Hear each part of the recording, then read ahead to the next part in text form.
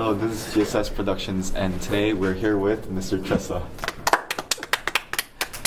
Okay, so how are you doing today? I'm doing well, thank you. How are you guys doing? Doing pretty well. Yeah, I'm scared for the race today. Yeah, I am. And the 7K yesterday that I did with him, do not run with Mr. Tressa. That's for sure. No, it's easy running. No. Remember last time we were running that way, and then we ended up running too much, and we ran like an extra 2K. Oh yes, when we ran to Guangyo Lake. Yeah. Do not run with him. Cross country is tough. But anyways, I think everybody knows that you're a really good runner here. So can you tell us more about like your running experience? Like why did you start and yeah. Yeah, sure. So when I was in high school, I played 3 sports. I played basketball, soccer, and baseball. And then in university, I played baseball as well. So I was always into sports and athletics. And then after I graduated, there wasn't many different leagues that I can play in for like basketball and baseball and different things. So I ended up doing some working out on my own. And then I got into running because it's more of like an independent sport. You can kind of go out and do it on your own. And I kind of like that endurance. And then I kind of got attracted to the triathlons, which is swimming, biking, and running. And it's more of like an individual goal that I kind of set for myself. And it's kind of a healthier lifestyle. I remember you talking about the Ironman challenge that you were planning to do. Can you tell us more about that? Yeah, so 2 summers ago, I did an Olympic triathlon, which was a 1.2 kilometer swim, a 50 kilometer bike, and then a 10K kilometer run. And then this past summer, I signed up for a half Ironman. But unfortunately, I hurt my back playing basketball at the end of last year, so I didn't do it. But I'm planning to kind of train again for next year and complete that race. So for Ironman, how much do you have to run again? So the run, starting with the swim, I think it's a 2.4 kilometer swim, 2.4. a 90 kilometer bike, and then a 21 kilometer run. So the fastest time is usually around like 3.5 to 4 hours, but I was hoping for like an under 6 hour time. How would you train for the biking portion and the swimming portion? Yeah, so with the training, it's difficult because you can't just do individual training, right? You can't just go out and have a run, then the next day swim, because it's all together. So what I would do is break it up in sections. So I would do like maybe a swimming section, and then right after I finish swimming, I would get on like a stationary bike. And then I would ride my bike for about, an hour or 2 hours. And then the same thing, then I would go out for a bike ride the next day, go for a longer bike ride, and then maybe a shorter run. So kind of doing like they call them transitions. So whenever you transition from one activity to another, so you have to practice that. So a lot of like professionals do that transition very well. It's like under 1 minute. So from their swimming, they take off their wetsuit and they kind of put on their biking kit, and then they go on the bike. Interesting. Yeah. We also know that you're a cross-country coach, and I think there's many people who really don't know how fast you are. And I think that's one part that I was kind of surprised when I first saw you run. Can you tell us about your time, I guess, like 5K? Yeah. I think people look at me and they think of like a bigger person and more, I guess, muscle mass. So that your typical maybe cross-country runner is thinner, maybe weighs less, has less muscle density. So that's one thing that you can kind of look at, but it's like that, don't judge a book by its cover kind of thing. But yeah, I think the muscles and that adds to my quickness. Sometimes I do gain extra weight over the summer or different holidays, but I think my focus is a lot on breathing. So I like to focus on my breathing, kind of get my breathing maintained, and then I can kind of focus on my running. For time-wise, 5K time is my usual average is under 20 minutes, so that's under like a 4 minute per kilometer pace if I'm really pushing myself. And then my kind of relaxed time, what I usually do is like 4:30, which is around like a 22 minute 5K. And then last year I ran 2 half marathons, which are 21Ks. And one time was 137, and my second time was 140. So that was around like a 4:40 pace. 4:40 pace. Oh wow. But that's really good for 21 kilometers. Yeah, it's tough to maintain. Yeah. Oh yeah, and I saw you with Aiden talking about how Aiden can beat you in 5K. Do you have anything to say to him? Yeah, so I don't think he can beat me in 5K. There was a student last year that we used to run against, and he used to beat me. And you know, it was a close race, but yeah, if anyone wants to come out and run, or on the weekends or anything, run, I love some competition. So I like competition. I know this year even Bez, a 9th grader, comes out and tries to race against me. I know you guys kind of like to run with me and run against me. So I'm competitive. I like kind of pushing myself, and I think it also helps push other people, right? Kind of, you can think, oh, I can't run a 20-minute 5K, but then when you run with someone, maybe you feel like it's a little bit faster, right? You run faster when you see someone running that's faster. It's kind of like you keep up their pace, which is also good for everybody, you know? It kind of pushes your limits without kind of being mentally drained. I have one question regarding cross country. Like, many people think cross country is like the easy sport because not much skill is involved. It's just basically running. On a scale of 1 to 10, how would you rate cross country, like the difficulty?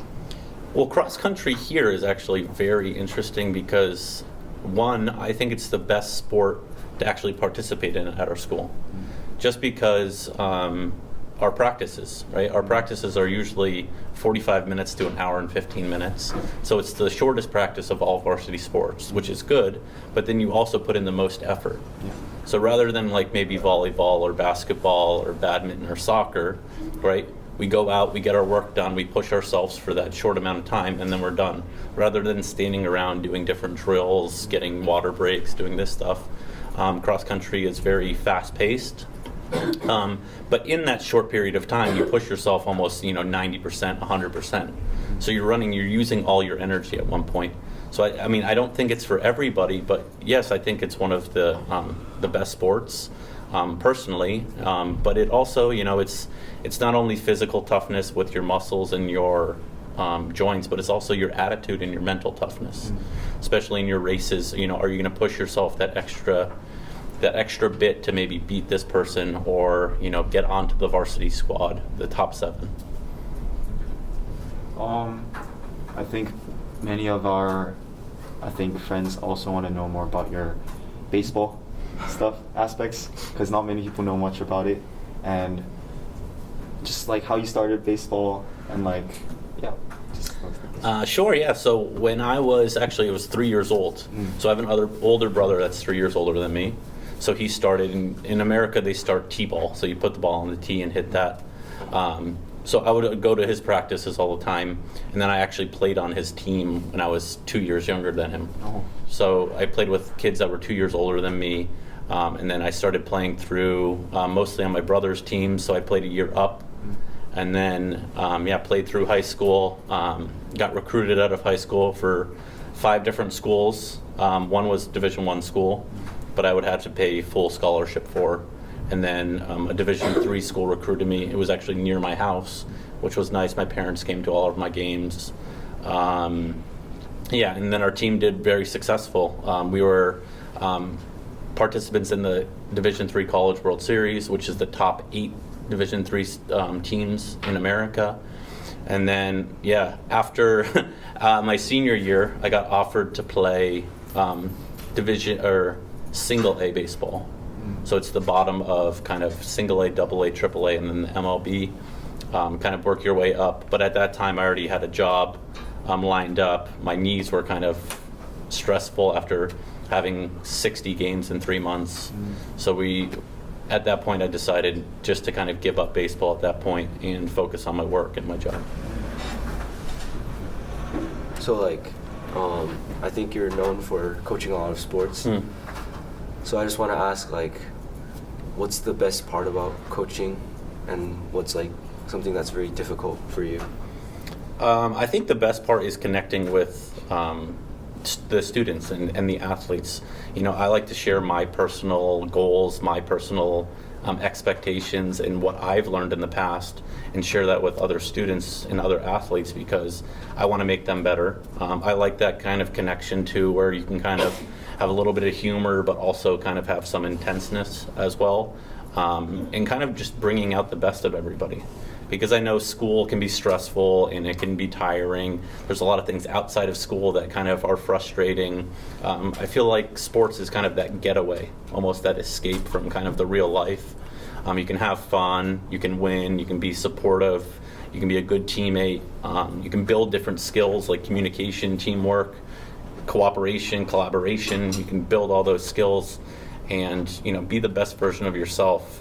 The most difficult part is trying to stay composed, I think. I get very excited. I want to yell and scream and yell at the refs and yell at these people, yell at those people. But yeah, that's something that I've kind of tried to control over the last couple of years, is kind of to stay kind of composed because, the refs make a bad call or, something goes wrong in the game, a player does something wrong and you want to yell and scream, but you have to remember that, everybody's kind of the same. We're all people. We all make mistakes. So you kind of have to stay composed and try to get over that. One other question is, how did you get to know GSIS? And do you like teaching? How's your experience teaching these young kids? Yeah. So I love challenges. I love teaching.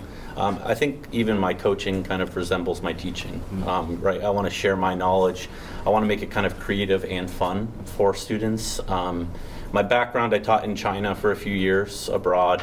I was a principal in China for a year as well. Principal? Yeah, at a PYP, so kindergarten through preschool through grade 1. And I worked in PYP programming. And then during COVID, I moved back to America, and I worked in Maryland. There, I taught middle school math, EAL version of middle school math, so a lot of Spanish-speaking students. And then I coached baseball. I coached college baseball as well for 2 years in Maryland. And then, I wanted to kind of go back abroad. I got married last year as well. My wife and I wanted to kind of teach abroad before kind of the whole family thing, so we're thinking of a few years abroad, trying to get more experience, traveling wise as well. We like traveling, so I think that's great. I love teaching. I love kind of new adventures as well. So this year I'm teaching 6th grade Lang and Lit as well, and these guys are doing great. They're in the background here. All right. So they're doing a great job. We're having fun, we're learning, and we're just trying to build ourselves. Okay. I think to wrap things up, we ask everybody, our guests, the same question. Okay. So in the ending, we turn on a music for you. So you choose a song, then we'll turn the music over. Oh, so I have to pick a song? Yeah. It's just your favorite song. Yeah. You pick one of your favorite songs. So I have actually, it's not a lot of people like country in Korea. So I like a country song. It's called Kenny Chesney, Get Along. Okay. So that's one of my songs. I kind of like country. I was actually talking to a few people too. So while you run, you listen to music. So a lot of people like to listen to kind of upbeat, rap music or stuff to pump you up. I'm actually kind of the opposite. I like to listen to slow music, some soft rock or some country, because it kind of mellows me out. It kind of controls my breathing. So once I get into kind of that middle pace, I like to kind of ease my body. So ease my breathing, kind of control, and I listen to country music. Okay. Okay, then that'll be it. Thank you, Mr. Yeah. Thank you, Mr. Tressa. Yes. So now you can just exit. And the music will be fine. Thank you.